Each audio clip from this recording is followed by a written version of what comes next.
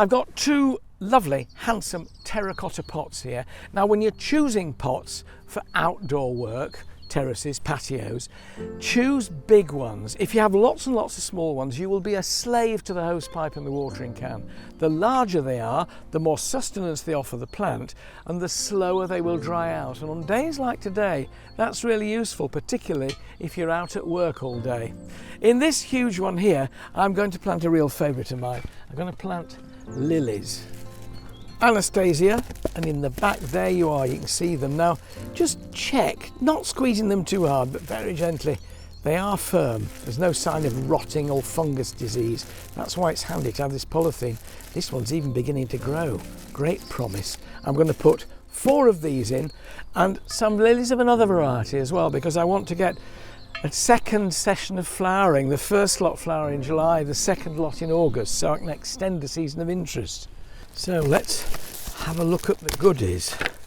So I'll have 4 of those to play with in here. Here we are. Here's another one, all at the same stage of development, all good bulbs, which is lovely.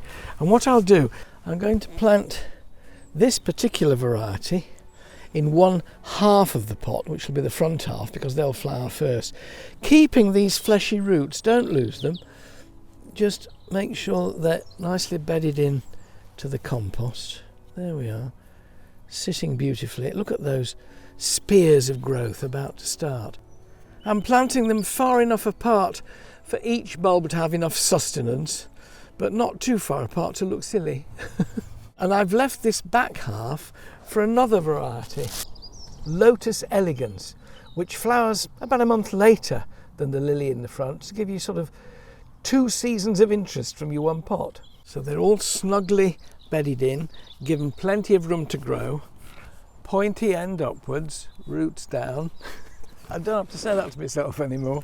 And then filling in with that multi-purpose peat-free compost with added Johniness, because lilies are greedy bulbs, they like a good feed. You can fill in with that, then lightly push it down with your fingertips. Never pat compost, we're not flattening it, we're tucking it around the bulbs.